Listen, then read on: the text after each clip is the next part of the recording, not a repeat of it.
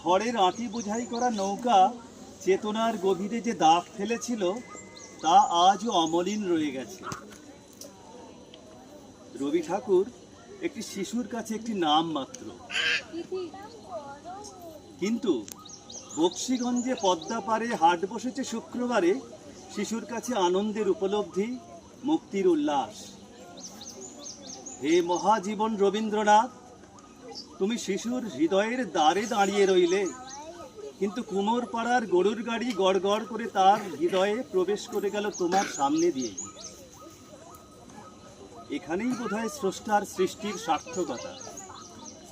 সেই সৃষ্টি উজ্জ্বল আলোকমালায় উদ্ভাসিত, আর স্রষ্টা তারই ছায়ায় দাঁড়িয়ে অবনত।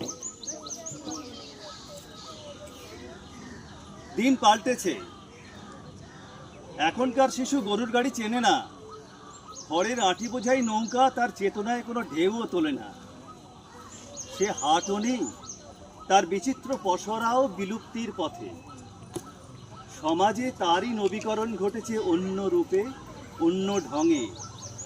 তাই আজ একথাই সত্য, উধাও হলো গরুর গাড়ি, কুমোরপাড়া ফাঁকা, পোড়া মাটির কলসি হাঁড়ি শোকেস ভরে রাখা। পাল্টে গেছে বক্সিগঞ্জ শপিং মল আর ফ্ল্যাটে, কাউকে এখন হয় না যেতে পদ্মা পাড়ের হাটে। শুক্রবারে হাট বসে না, রোজই এখন হাট।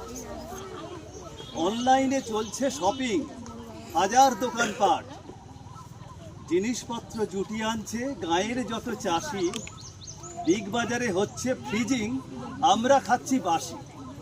নমস্কার।